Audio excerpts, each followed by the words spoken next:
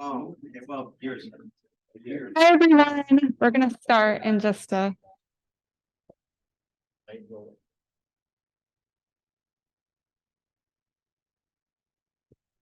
Now we're going to start. So hi everyone, welcome to the Essex Seminar Series. My name is Kazi. I'm going to be the moderator today. Just as a reminder, before Ralph introduces our speaker, this seminar is recorded and the video recording will be posted on our YouTube channel in just a couple of days. And then for all of our in-person guests, can you just remember to sign in at the sign-in sheet at the front desk before you leave? So that's it. I'm going to hand it off to Ralph. Okay. Yeah. Hi. Glad to see a lot of people here. Introduce our speaker, Dr. Lars Peter Riishojgaard. That close enough? Very close. Okay. Who is with the World Meteorological Organization for a little longer. And Lars, a lot of you might remember him. So he's got his PhD from University of Copenhagen. Worked at NASA Goddard for a number of years. And then I think you were the second director, right, of the Joint Center for Satellite Data Assimilation. So he actually was an ESSEC employee during that time. And then he's been at WMO for the last 10 years or so. And he's led a number of initiatives, including this Global Greenhouse Watch program. And he's gonna tell us about that. So turn it over to you, Lars. Thanks very much, Ralph. And thanks for the invitation to visit my old digs here and organize this seminar. So yeah, I'm going to be talking about the Global Greenhouse Gas Watch, what it is and why we need it. It's not really a science talk. It's sort of a mix of science and operational system and some policy. I don't want to say politics, but some policy. I mean, you can't really get around that when it's one of the reasons why we talk about the greenhouse gases after all. Is this live? I feel like I'm not fully in control here. There you go. Good. So a little bit about what this is and what it isn't. It's about climate change, and climate change can occur for a number of reasons, and has occurred in the history of the Earth for a number of reasons on a range of timescales. Some of them geological, and some of them a lot shorter than that.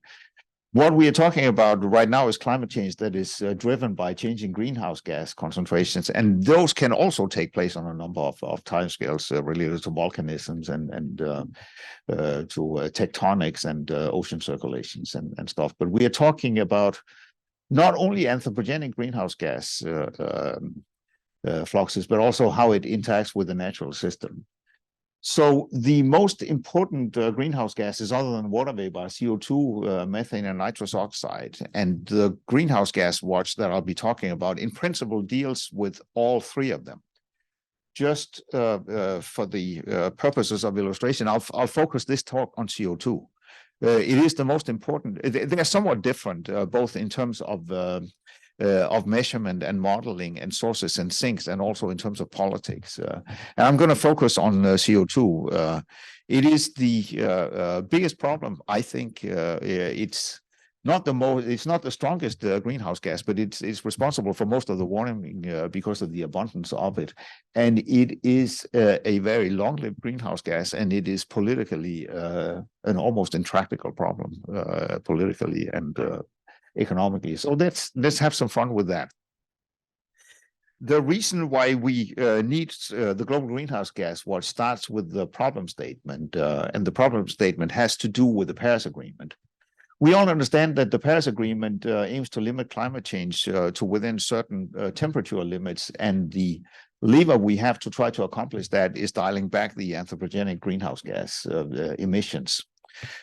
It's very easy to say, but it's not easy to do. It's not easy politically. It's not easy economically. It's not even easy scientifically to tell parties what to the treaty what they should be doing exactly. Paris focuses almost exclusively on anthropogenic emissions and improving the reporting of anthropogenic emissions, and then second, dialing them back. However, most of you in the room here know that natural fluxes of CO2 are much larger than the anthropogenic fluxes. And if we don't take those into account and how they may change in response to what we are doing, then we are actually flying blind in terms of what we are doing with climate change. The second problem that I want to just briefly mention here is that in Paris speak, emissions can both be positive and negative. Positive emissions is what we pump into the atmosphere, largely due to fossil fuel consumption.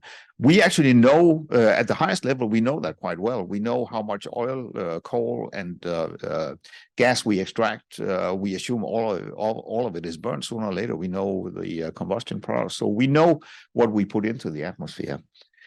What we take out, or what we claim to take out, is a very different kettle of fish. There is a lot of elasticity in how that is being reported, how it's being accounted for, and what is being claimed.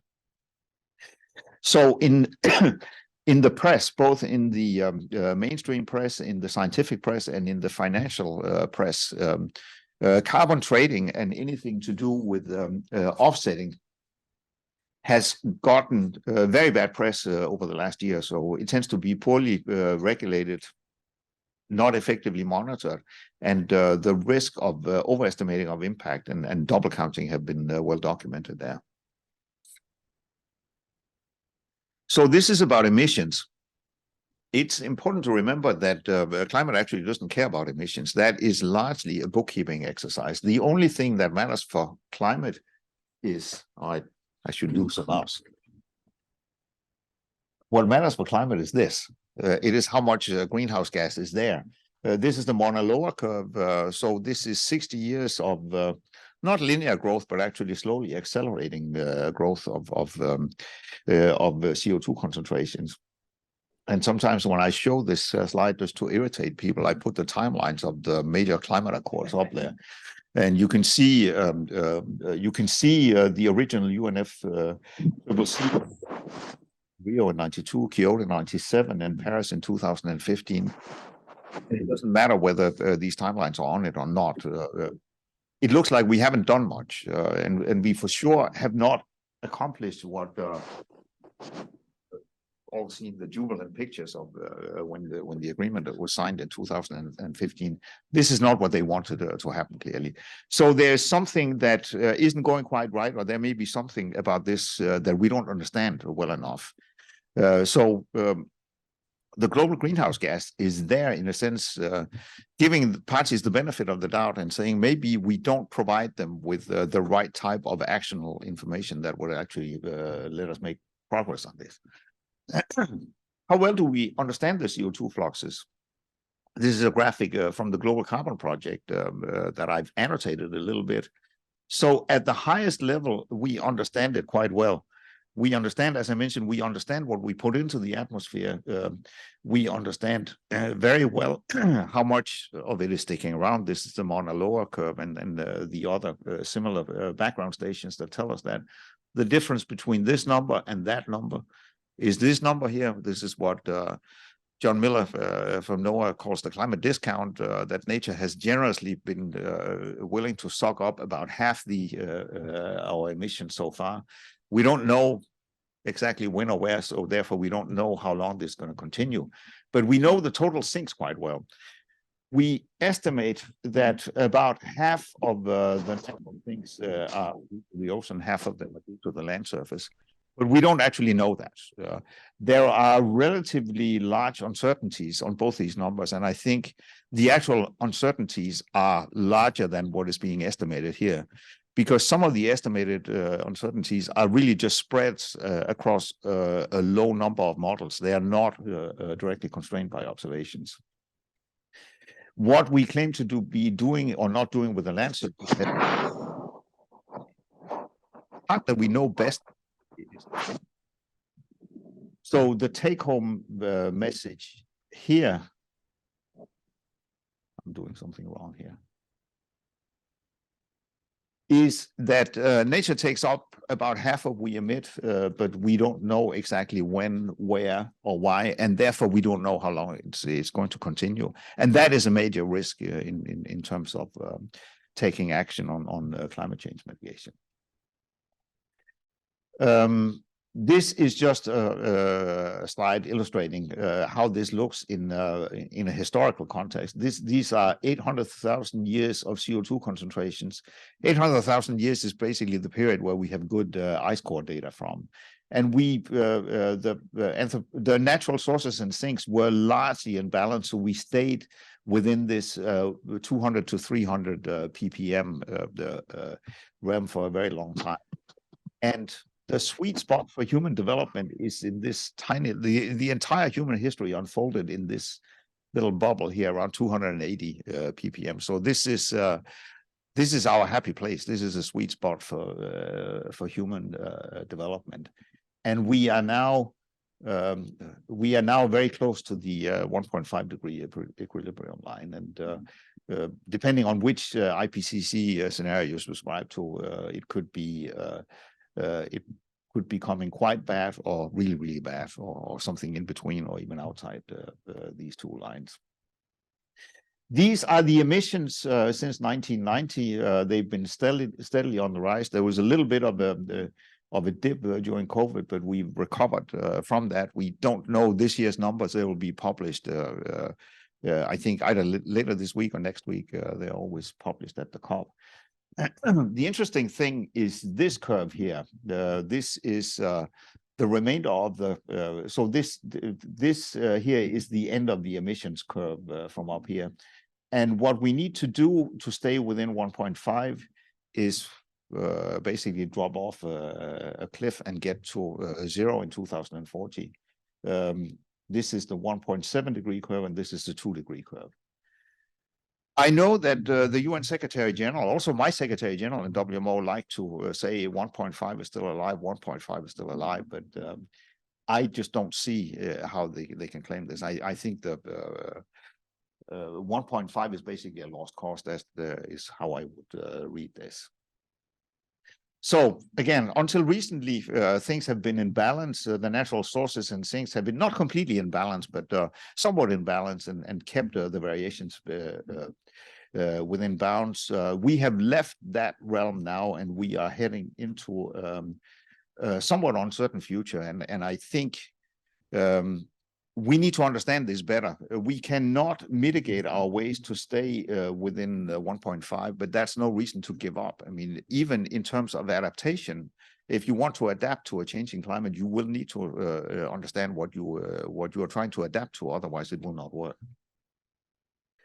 So, if we want to understand greenhouse gas changes, concentration changes, there are fundamentally two different ways that we can go about it. Top-down or bottom-up estimation. I'm not saying one is better than the other. We actually need both of them, but today we're only really using one, namely a bottom-up estimation. Bottom-up is consists of taking everything that you know or you think you know about the activities that will change the CO2 concentrations.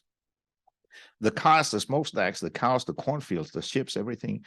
You add it all up and you try to estimate what that might be doing to the atmospheric CO2 concentrations. This can be very good for anthropogenic emissions, and it is good especially in industrialized countries that have data that will let us do this. It tends to give us bulk data, national data only. They tend to be 1 or 2 or more years delayed. It doesn't work well in developing countries because they typically don't have the data that will allow them to do this.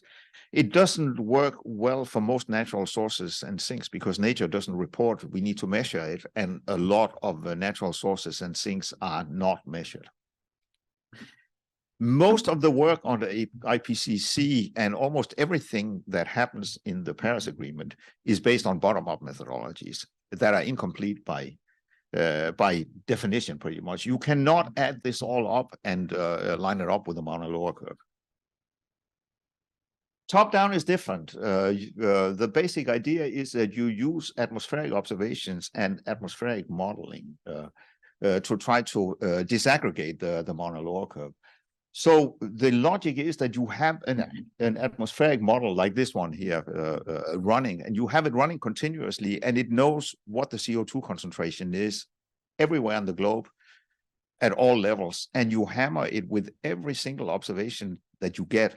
And the discrepancy between that observation and what the model thought there would be will over time give you an idea about the fluxes. This particular model here is the SMWF model. It's running under the Copernicus Atmospheric Monitoring Service. At GMAO, you have a model that does exactly the same thing, and JPL has it. NOAA has Carbon Tracker, and it's a capability that exists in various parts of the world at varying levels of maturity. The beauty of this is that if you do it right, you can integrate it over time and space, and it has to line up with this curve here. Otherwise, you know that you're not doing it right. It will give you global coverage. It will be spatially disaggregated, and the estimate, it's like weather prediction. The estimates will be good where you have observations. If you don't have observations, there will still be an estimate, because that's how a global model works. It has opinions everywhere. But if it is really ultimately only as good as the observations are. So we have the technology to do this, but it is not an approach that is really present in the discourse around the Paris Agreement. The reason why we started having this conversation in the context of WMO is that the global infrastructure to actually do something operational with a model like this is very similar to what WMO has been coordinating for 60 years in the World Weather Watch that led to this fantastic progress that we've seen in numerical weather prediction. So just a couple of words about that. I mean, this is a slide probably for a more general level audience than you guys here. Not everybody knows what NWP is. I'm sure you all know what it is, but the point is that it doesn't actually matter whether you know what it is or not. You all use it, because everything all weather information that you get on your smartphone, on the web, in the newspaper, if anybody still reads this, on TV, will in modern day will come from a global numerical weather prediction model. Medium range forecasting cannot be done without it, but neither can limited area forecasting.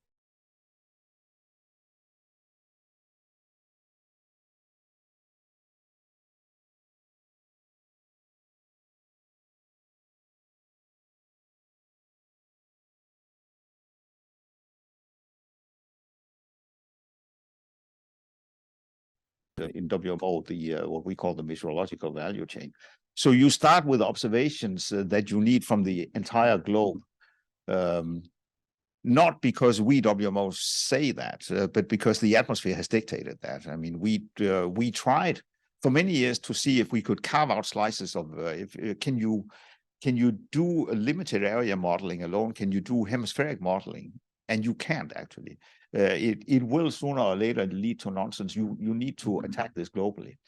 That means that you also need to exchange the observations. There are 200 countries that share the planet, and everybody needs everybody else's observations in principle in order to get this work. You put it into the global NWP model, you do something with it locally, and then the weather services kick into action, and you deliver information to your users, and you hope that they make good decisions based on the forecast of the climate services or whatever you provide to them.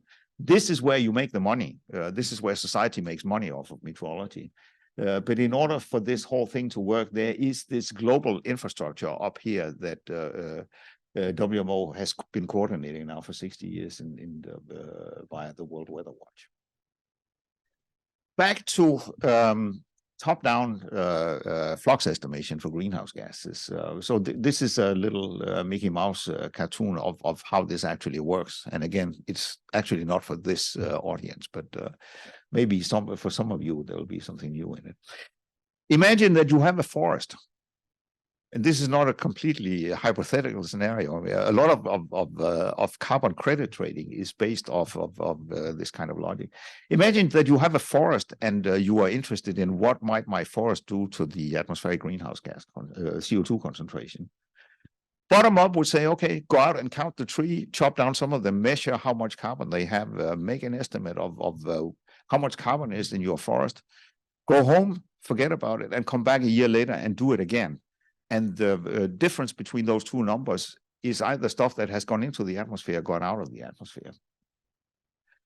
Top down says, put measurement equipment around your forest, and you can see these are measurement stations. They have little anemometers on them, so they'll measure the flow field as well. And you can imagine a day you have a breeze like this blowing across the forest, and you measure one value of CO2 concentration upstream and a couple of ppm lower downstream of the forest. You can then, in principle, set up and solve a very simple equation that tells you what must the average flux over the forest have been in order for these measurements to make sense. It's not as simple as that, but conceptually it is. I mean, you need to do this over time, and you need to integrate it.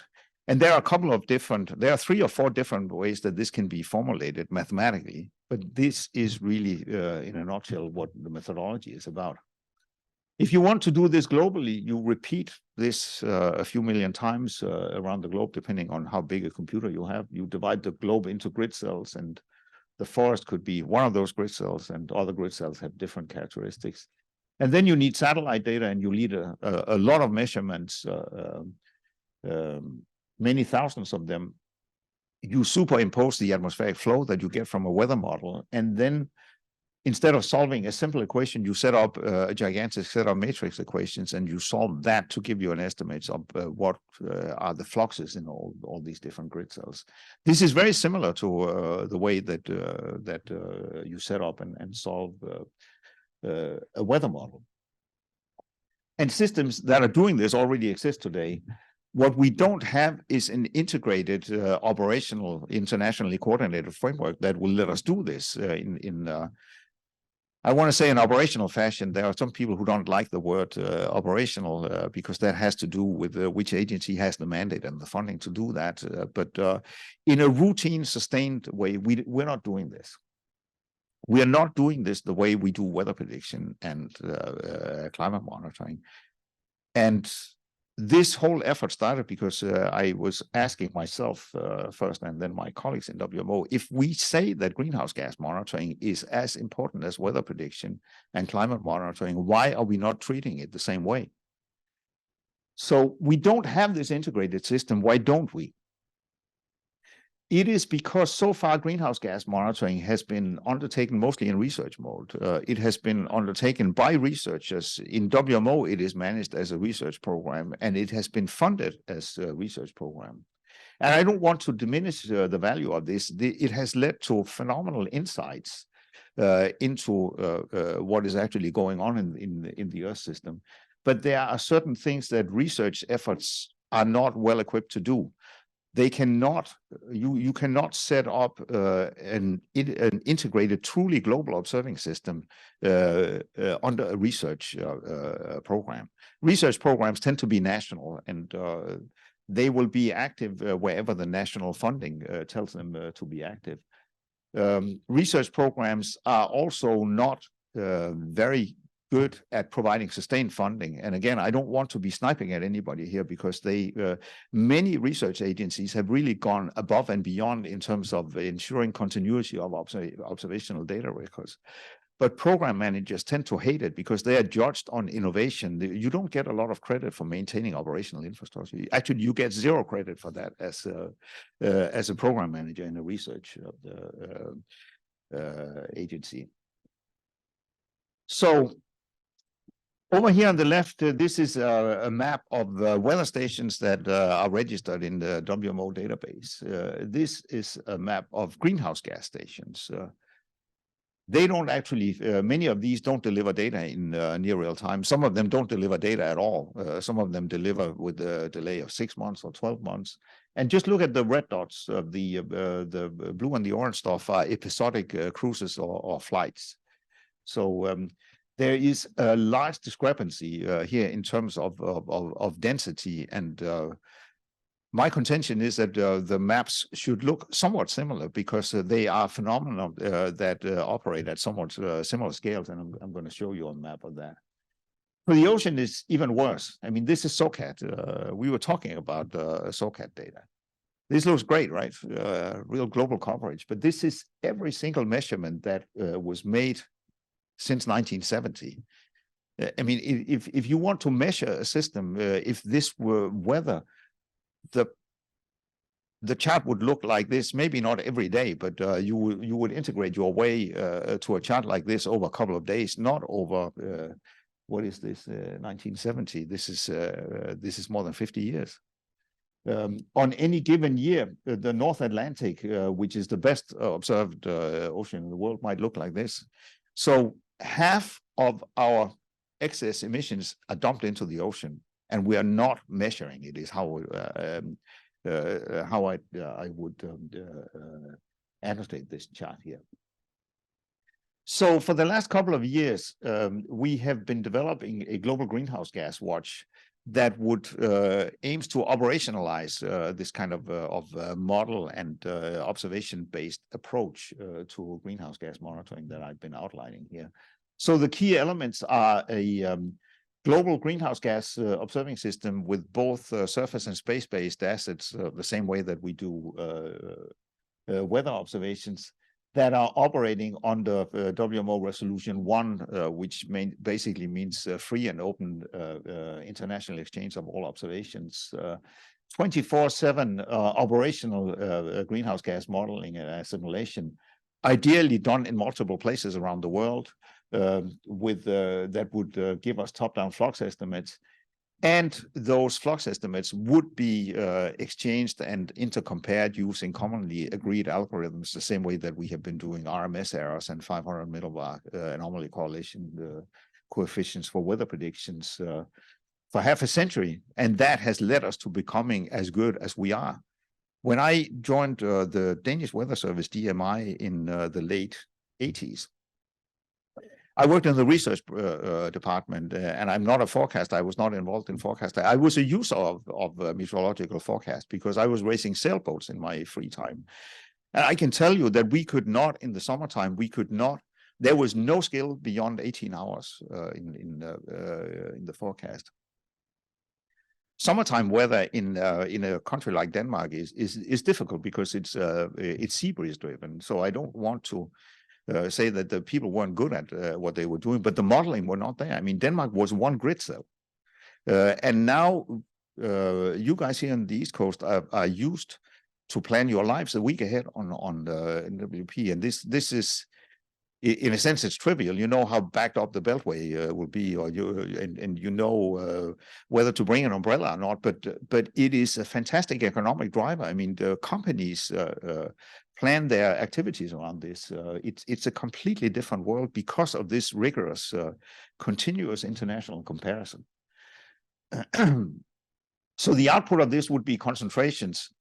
No, we don't really care about the concentrations, but they are a fantastic way to keep the model honest. This is the primary output of the model, and this is how you know whether they agree or not. The ultimate output would be consolidated monthly greenhouse gas fluxes, and we can do this initially at a 100 by 100 kilometer resolution. We could do it at 1 by 1 kilometer, but we don't have the computers to do it, and we don't have the observing network. But it is not something that is undoable in principle. And both weather and climate modeling are eyeing this 1 kilometer target over the next decade or so, and so should we for this effort. The users will be parties to the Paris Agreement, and I'm going from here directly to Dubai, partly because I am trying with some of the negotiating parties to get COP recognition of this as an important element of the global stocktake. I've been talking to many players from the financial sector who are interested in whether this, not at the scale we are talking about here, but at a later stage, whether that can be used to solidify the carbon markets. Today, you can buy a carbon credit for $5, or you can buy a carbon credit for $100. A carbon credit is a ton of CO2. It's a ton of CO2 what? It's stored somewhere. it's an avoided emission. It's something that you actually took out of the atmosphere that you can credibly claim.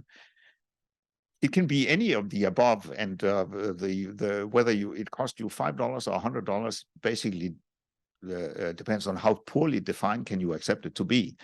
This is not a healthy market, and there are companies who have lost hundreds of millions in the carbon credit market. And if we want this to have an actual impact on climate change mitigation, we will need to help them to verify what's going on there. So this is just one use case. The science community and ultimately IPCC will be the other user group. In order for this to work, it is critical that it be done completely transparently, free and open access to both input and output data. This is why weather prediction has become as good as it is, but I think it's even more important for greenhouse gas monitoring. Imagine that in a future scenario that you show up, GMAO and JPL and NOAA and the US in general get their stuff together and they come up with a fantastic operational system, and they show up at a COP somewhere in the world with the flux estimates, and China shows up with a completely different set of estimates. That won't work. Then again, we are stuck, and we can't take action. So in order for this to have impact on the Paris Agreement, it really needs all the global players, the big political and economic blocs, which is also where the scientific talent and the computational resources sit. They will need to work together on this, I think. So, in a sense, we are stepping into the turf of the research world. So we needed to talk to them about it, and we had a big symposium in WMO earlier this year where some 200, close to 200 people were there in the building, and we had an additional 500 with us online. It was a fantastic event, actually. So we needed to talk to them about what do you guys think about the idea of operationalizing this? And they came out with a consensus statement that basically asked WMO to please do this. I mean, they recognize, some of them had been thinking about this for a long time. A guy like Jim Butler, who was a colleague of many of you, who sadly passed away just recently, had been advocating for this for a long time. So the idea was not new. And many of them were incredibly frustrated by the fact that they could not get traction with the parties to the Paris Agreement. So they drafted the statement here, and I'm not going to read it out, but it is basically a plea for WMO to please step in and try to do this as an intergovernmental activity at the global level. And that led to the 19th World Meteorological Congress in May this year to endorse this as an activity. I don't want to go through the procedural language I mean, I have drafted these resolutions that has been part of my job, but it's very boring, and I don't want you don't need to spend time on reading it. Ross. It absolutely should be 2023. Yeah, you clearly are. And I feel I generally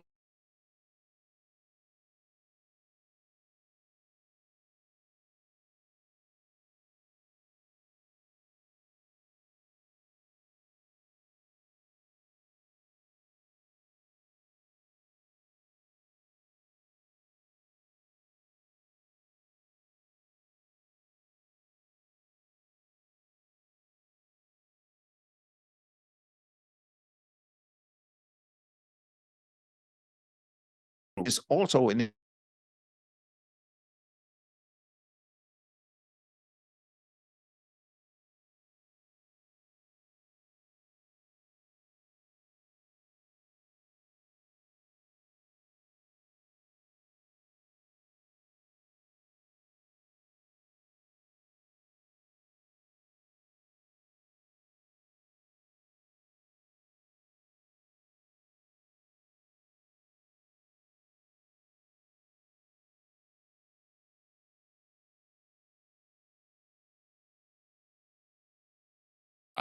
and this is no offense to Louis and his colleagues. I mean, kudos to them that they paved the way, but to get a recognition also at the foreign ministry level has a bit more oomph, and this is important for something like this. So it's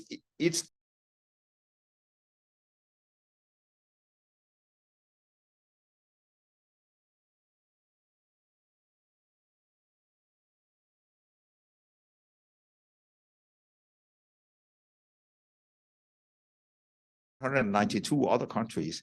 And the higher the level we can get this in at, the greater the chance of success.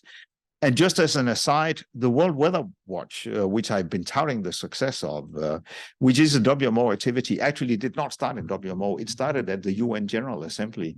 And it really started thanks to a letter of exchange between Kennedy and Khrushchev, who were both getting worried about the potential for militarization of space. And they were looking for something neutral, beneficial to humanity that they could collaborate on, and this was at the peak of the Cold War. So it was the UN General Assembly that requested WMO actually to stand up an international collaborative effort on weather prediction, as it was, and then ultimately that became about climate monitoring as well. I just want to make sure that people understand that when I was the representative for the United States, I was actually reporting to the State Department. Yes. And I had to represent the research and operation. And one of the researchers I could be back to while we were testing. And then, of course, when you take your problem, it's supposed to represent the entire spectrum of it. You are representing your national government when you are there. And you are from a big and well-resourced country, and you are there with the State Department representative, but you also know that many of your peers are there alone, and they are formally representing their national government, but sometimes when you hear them speak, they actually represent themselves and their Met Service. That's the reality. No, I know you won't. And the Chinese and the Brits and the Japanese weren't allowed to do that either.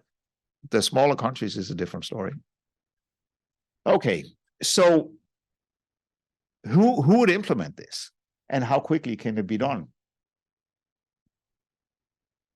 The public sector implemented the World Weather Watch entirely on its own, but it took, depending on when you start the clock, it took a century and a half or half a century, and we don't have that amount of time for something like this. I mean, it is a somewhat burning issue, no pun intended, and the private sector and academia could help very substantially accelerate this. And the last couple of slides is a little bit about the potential roles for entities outside the UN framework. So certainly the application of the output is not for WMO. I mean, we don't want to be the world's policeman in terms of watching over people's greenhouse gas emissions. We would love to facilitate a collaboration where those data would be available, and then anybody can police anybody else if the data are freely and openly available, but it's not for us to do that. But it is clear that there is a role for these kind of data in support of national reporting, in verification of it, which is an absolute taboo word in the context of the Paris Agreement. But it will eventually need to happen. There is a role for both the research world and for the private sector in spinning up and deploying a network that looks more like this and it looks like that. And we're going to get so just about on the application of the output, offsetting as an example. I already mentioned this. You can buy carbon credits for pretty much name your price, and somebody will sell you a carbon credit that costs exactly that. But that's not a sign of a healthy market, and it's not a sign of a market that will actually substantially change the greenhouse gas concentrations. It will give some, it will allow companies or nation states to claim credit for something, and it will funnel cash to developing countries. What it won't do is change the greenhouse gas concentrations, and that's what we're after here. There are two problems with carbon credits. They're defined in terms of something that is completely different from the intended outcome. They're defined in terms of a ton of CO2, but it's a ton of CO2. It's ephemeral. It may be there right at the minute you buy it, but if you had bought, for instance, carbon credits in a pine forest in Canada, I don't know whether anybody sold carbon credits based on that. It could go up in smoke the week after, and you would not be liable for that. So it's an asset that you don't own, and you don't have any stake in the well-being of it. If you buy a house, you are interested in it. I mean, you may want to live in it, but you want to know, is the roof leaking? Is it in a good school district? Is somebody building an off-ramp off the motorway through my backyard? All these kinds of things. Does it appreciate in value? CO2 credits, no. You just want to get rid of your money and you say, I bought this. That's all you care about. That's not a healthy asset. So it needs to be tied to atmospheric monitoring. I don't know how it is done, but I would love to get in touch with somebody from the financial sector. Some of these creative types, they're my fellow physicist colleagues, actually, who came up with the credit default swaps that led to the debacle in 2008. They ought to be able to crack this particular nut as well. Come up with an asset. I mean, do something good, right? Come up with an asset that where the time dependence has an impact on the valuation, which is not the case for carbon credits. So my observations about the Paris Agreement is basically that national governments have punted on it and kicked it over to the private sector. The implementation of it. I think it's one of the politicians from one of the European Union countries who said it very well. I can't remember who it was. What he said was, it's not that we don't know how to implement climate change mitigation, it's that we don't know how to do it and get reelected. And I think that basically sums it up in a nutshell. So they've kicked the ball to the private sector, which is good. The private sector has tremendous innovation potential, but if you don't tell them what are the ground rules for the innovation, they will innovate in a way that makes them money, because that's what defines the private sector. But they will not necessarily innovate in a way that drives down the greenhouse gas concentrations, which is what we are trying to do here. And they are interested in using systems like this to better define the swim lanes. A little bit about the observations. So I think these are dew points. It's a meteorological field at the top, and it's a CO2 field at the bottom. I think the meteorological field is dew point temperature. I don't remember why I picked that. The point here is that the gradients may be different, but the scale of the phenomena are not vastly different. It's actually weather that generates these CO2 fields. So the observing systems should look more alike than they look different, and they don't. Why don't they? What can we do to improve things? We have a bit of a chicken and egg problem here. The bottom map looks very sparse because greenhouse gas measurement equipment is expensive and it needs to be staffed. It needs to be, I mean, these are not $1,000 instruments. They tend to be $50,000 to $100,000 instruments. They need to be calibrated. So there are PhD students and engineers running around it. So that's expensive.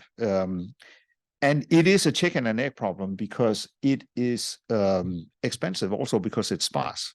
Nobody has thought about developing something that would, or not enough money has been invested into deploying something that could run autonomously and be mass deployed at a scale that would make it look like the top plot. This is a very contentious statement to be making in the greenhouse gas monitoring community, because there are people who are deeply wedded to the idea that either the uncertainty is 0.1 ppm or better, or we're all going to hell. I mean, you might as well not measure anything. I think that once we start running these global assimilation system in a routine fashion, it will teach us what it has done in the weather world. What is the sweet spot between coverage and uncertainty? It's not a completely trivial problem, and there is a trade-off between the two that I think we need to explore better than we have. So, yeah, just a couple of words about hosting this. This map over here was expensive to develop. This took a century and a half, and this is all public money. But if we could use available assets like commercial airliners, commercial ships, cell phone towers, we would have power and communication and security for free if we could give them instrumentation that would be palatable passengers. And there are companies of all kinds here who would love to host it. They would like to make some money off it, but that is not their primary interest. Many of them are desperate for some kind of green credentials, especially shipping and commercial airliners, because their energy transition is going to be very, very slow and very painful. So I think I'm near the end here. About the ocean, I've already been harping about the lack of observational coverage over the ocean, and we rely on the ocean to take up, please continue to take up 10 gigatons of CO2 a year, which is what it's been doing lately. We're not measuring it. Who has coverage over the ocean? These guys do. This is a density map of shipping routes. The color cloud is the color background is a density map of shipping integrated over an entire year, and the green dots are the instantaneous location of cargo ships on a given day. If we could instrument just 100 or 200 of these, we could develop a map that looks completely different from the kinds of stuff that we are used to seeing today. So, conclusions. Intergovernmental agreements can be immensely powerful, but they are generally not directly implementable. And we are seeing this with the Paris Agreement. Article 6 was key to getting the Paris Agreement through the hoops. And it is what allows countries and private companies to trade carbon credits. There's this concept of internationally transferable mitigation outcome, that you can claim credit for somebody's offset if they can do it more cheaply than you can do in your home country. That is still being negotiated. I was in Sharm el-Sheikh last year, and the Article 6 negotiators stayed up until 5 a.m. in the morning, and they still didn't get anywhere.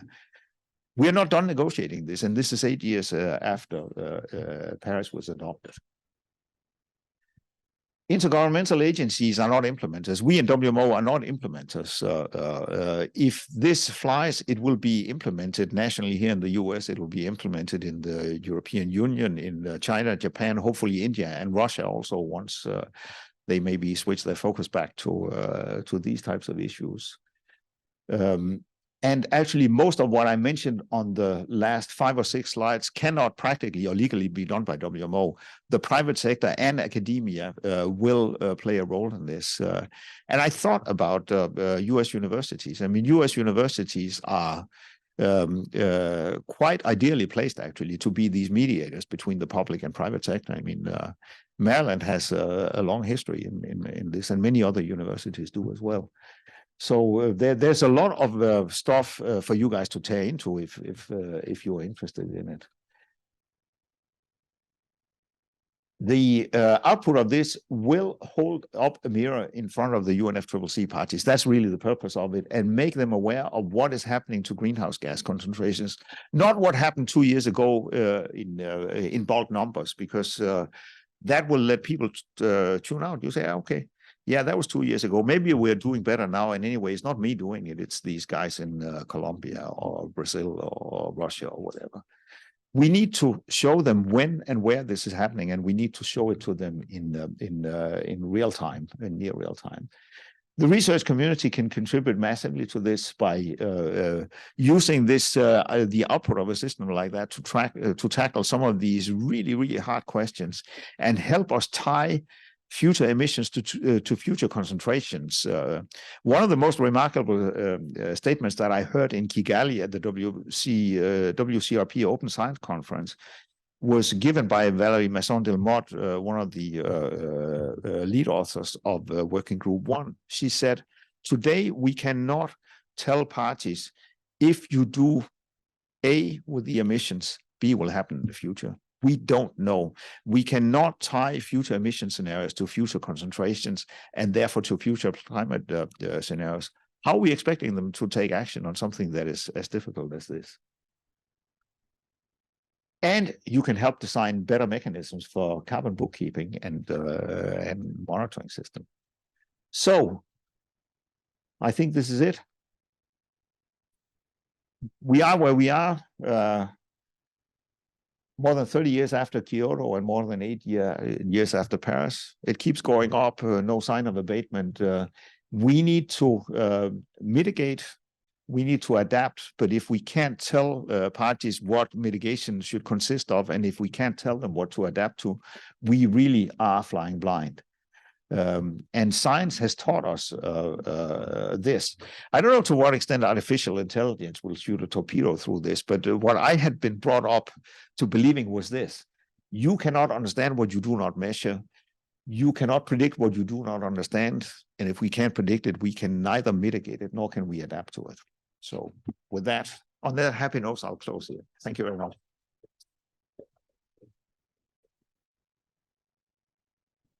So for questions, for online people, I'm just going to ask you if you could type your question in the chat and I will read it out loud. So Ross. Okay, first off, thanks for an amazingly outstanding, excellent talk. This was just wonderful.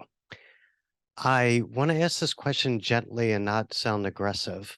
But I'm really struck by no mention at all of satellite observations, particularly given your background and, you know, OCO2, GOSAT. What's up with that? Why didn't you have anything about satellites in here? I did mention it, actually. We do need satellite observations. It has not been my focus because it is not where we are hurting the most. We have OCO2, we have OCO3, we have the Japanese satellite, we have TANSAT, we have GOSAT, we have the European 2 satellites, CO2M, now with the Brits coming back under the into Copernicus. They may actually have 3 satellites. So we will have a lot of satellite data, and then we have the entire new space.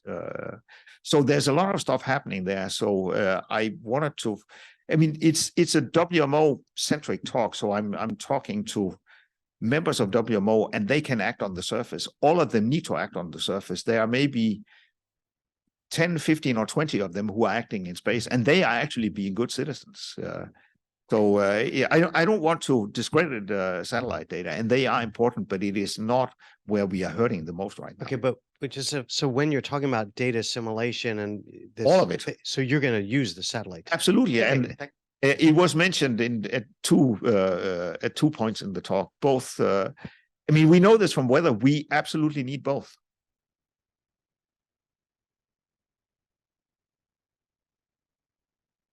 Yeah, thanks, Ross, for that question. I interpreted your emphasis on the in situ observations is the way you use all satellite data. You have to have a certain number of in situ observations, and it seems to me that's where you're short right now. So satellites are great, but if you just have satellites, they're just measuring upwelling radiances and you're trying to compute everything else. So you have to have that. I also think that from a modeling perspective, if you don't, how many operational centers does the WMO now recognize as world operational? Is it 4, 10? They got 10. It seems like you have to have a certain number of these operational centers basically certified by the WMO in a sense that they need, we need to do this working together, because if you only have 1 or 2, it's going to be politics on the world stage versus developing a consensus of what's out there so that the individual countries can then start deciding what they need to do. You really do need this. Everybody, this is what happened in GARP. You know, GARP was that Kennedy-Khrushchev agreement wound up morphing itself into GARP. That's where GARP came from. It's in Kennedy's satellite, you know, go to the moon speech. It's the last 3 minutes of that go to the moon speech. But the world had to work that for credibility purposes, not just 1 or 2 countries. So I completely agree with you. I mean, weather prediction is as good as it is because of the number of participants in it. And not only that, it's authoritative, not because anybody says that thou shalt believe in it. It's because it doesn't matter on any given day. I mean, I know we make a big deal of the left hook of Sandy, but that was a total anomaly. On any given day, it doesn't matter whether we ask NCEP or the Met Office or the Bureau or anyway. I mean, they will largely give you the same forecast, and that's why we trust it, because they all see the same observations. They compare. It doesn't matter whether NCEP computes the anomaly correlation score and with ECMWF or vice versa, they will get the same result because they subtract the same climatology, they use the same algorithm, in some cases the same software. That's how you become good at something.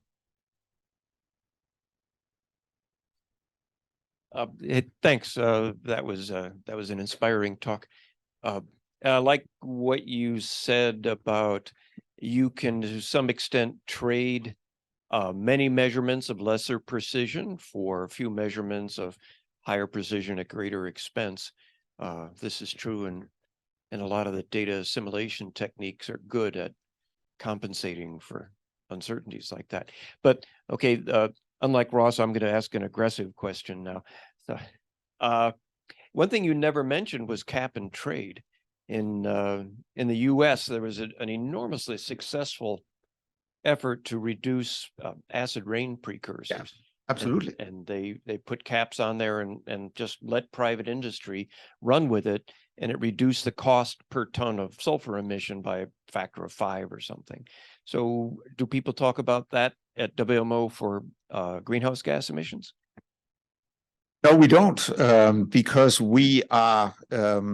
It's not our space. It's actually for the UNFCCC parties. So we provide or we orchestrate the scientific input to this process. And I think I was having breakfast with Jack Kay about this morning and talking about something else, and we were talking about this because a lot of people are asking him, you have so much knowledge and so much information. Why don't you speak up in favor of, and you have credibility, why don't you speak up in favor of these things that you know should happen? And I can have my personal opinion on whether cap and trade is a good idea. But as WMO staff, it's awkward for me to articulate that, actually, because it's not in my remit. And I think it would ultimately jeopardize the credibility of something like this. If we were to advocate for a specific policy initiative, that's for somebody else. It's for the negotiators who will be meeting at the big circus in Dubai. Privately, I can,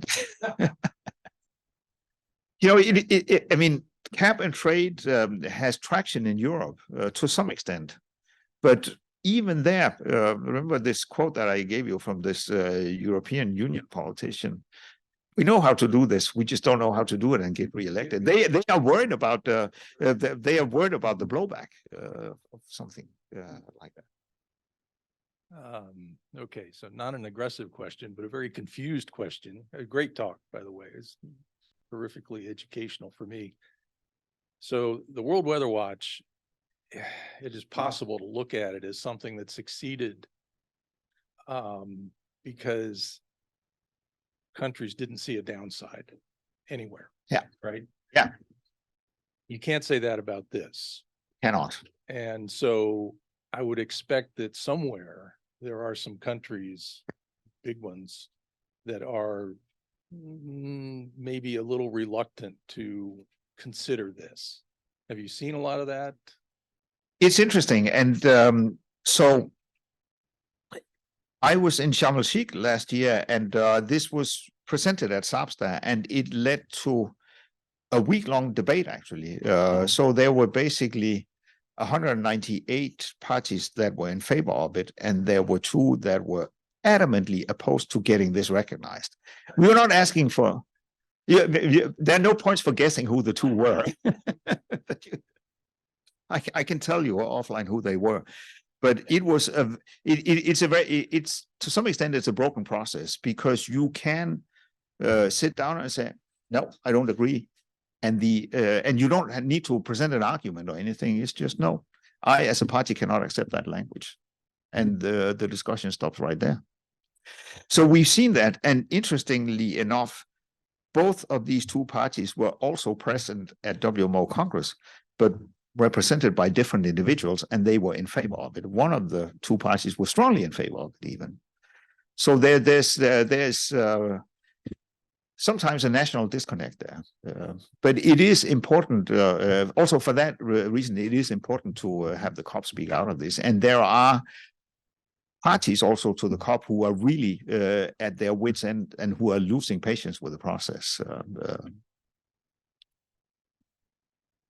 There is an online question and at least 2 more in-person questions. Are you running a tight schedule? Do you have time?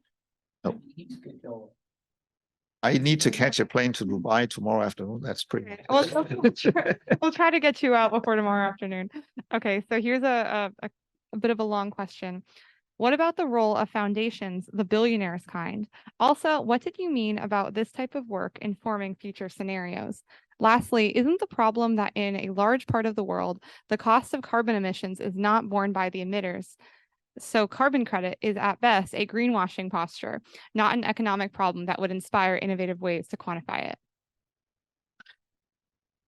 What about the roles of the foundations? We've talked to them. They are still, so any hedge fund billionaire or tech billionaire with any level of self-respect has a philanthropic foundation, right? That seems to be where we're at. And not all of them are interested in climate change, but many of them are. And we've talked to a number of them, but they tend to be deeply vested in biodiversity and rainforest and kelp forest and mangrove forests. And there's a very active ecosystem of NGOs in Washington, D.C. in particular, that are established to get their hands under the spigot there of the money. And they're very successful. Many of them are thriving very well at that. I think there's a bit of an education that needs to take place there. So they have been led to believe that you can both do climate change mitigation and biodiversity by investing in rainforests.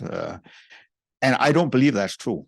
You may get lucky sometimes, but you ultimately, you will get what you pay for. And if you pay, actually in some cases you don't even get what you pay for. If you pay somebody to not chop down their rainforests, they might not chop down their rainforest. They might still chop it down. I mean, we have seen that happen as well. But it will probably not do anything to the global greenhouse gas concentrations, because that rainforest is already there. So they are claiming offsets for avoiding emissions, and this is, so they're claiming offsets against a baseline which says that if I did not do this, that rainforest might have been chopped down. That may be true, but it's certainly not carbon. It's not carbon dioxide removals, and we are not distinguishing between the two. That's one of the problems with carbon credits. And now I lost track of what the second question was. I think you answered it, but the second question was, what did you mean about this type of work informing future scenarios? What I mean is that this type of work will not inform future scenarios in and of itself, but it will let scientists understand better the processes that will drive future scenarios. Right now, as I had this one statement that says, today we don't know when, where, and why greenhouse gases get sucked out of the system. And for that reason, we will not know how long this 50% climate discount will continue. And if we don't know that, that means that we cannot tie future emissions to future concentrations. That is a problem that somebody needs to solve. Thank you. You want to go ahead? Sure. Okay, this is on. Hopefully these questions will be quick, but I have three. Feel free to ignore if the first one's more interesting and you spend more time on it. For the new greenhouse gas observation in situ technology, do you have any idea of already existing observation systems that can be incorporated? And do you have a rating model for the robustness of them being incorporated and what that assimilation would look like? The second question is for the existing financial mechanisms that are being negotiated at the COP right now, like the LDC and M&A, if an incorporation of something like this for a green credit could be incorporated for observation systems, other sorts of development. I'm thinking of access for developing countries to have more financial incentives. And the third question is, from your perspective, and maybe officially, maybe not officially, what is the excitement or level of interest you've seen from developing countries for joining more of the scientific observation system? Okay, first the observing systems. When we had an observing greenhouse gas observing workshop in Geneva in early October, I think some of you were there, either with us or online. And we timed it to coincide with the MedTech World Expo, which is an annual gathering of all the equipment manufacturers. So they were in a different part of town, but they met at the same time. And I went to their expo center and gave a talk. And as a result of them, a handful of them, 10 or so companies were represented in our observing workshop on the last day. Some of them have been thinking, I've been talking to them for a couple of years, and some of them are actually developing, a couple of them have technology that can operate autonomously. But it's at the 1 to 2 ppm level uncertainty. I mean, that's the best we can do. It may be the best we can do in an absolute sense, but it's certainly the best we can do right now. We don't know whether that's good enough, but we can find out, and there are ways to find out by experimentation. We don't even need to do OSCEs. I liken this to surface pressure. I mean, the dynamic range compared to the size of the quantity itself, it's somewhat similar. There tend to be less gradients in CO2 than there is in surface pressure. It's not an order of magnitude difference. It may be a factor of 2 or something like that. But it would be a relatively easy experiment to do, to just keep increasing the uncertainty, or keep increasing the noise of surface pressure observations, run an assimilation experiment and see at what point do you start losing skill. It's not undoable at all. And you could do a field experiment as well. I think your second question was about how do we deploy observing systems in developing countries. We have, before I started working on greenhouse gas in WMO, I was working on something called GBON, the Global Basic Observing Network, which is a regulatory approach to ensuring relatively uniform global coverage of observing networks. So we were basically able to get our members to agree that you do every 200 kilometers, every 3 hours, you do certain measurements and you exchange them internationally as a mandatory, as a standing commitment. In the developed world, they agreed, and they are implementing this. In the developing world, it's largely a piece of paper. If you don't give them money to do that, it won't happen because they don't have the national resources to do it. We were able to stand up a mechanism called the SOF, the Systematic Observation Financing Facility, together with UNEP and UNDP.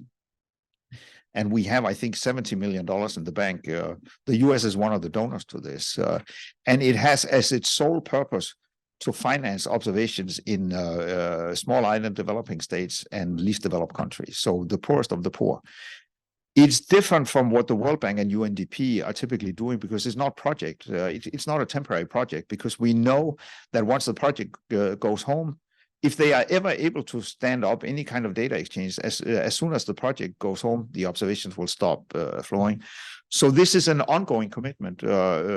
It's the mandate of the SOF is to implement and operate GBON where it's needed. So we have the wherewithal to do that.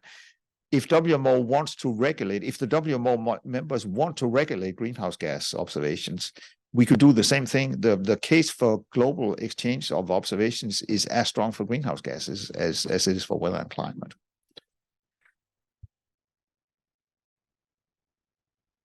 Do we have any more questions in person? Oh. Okay.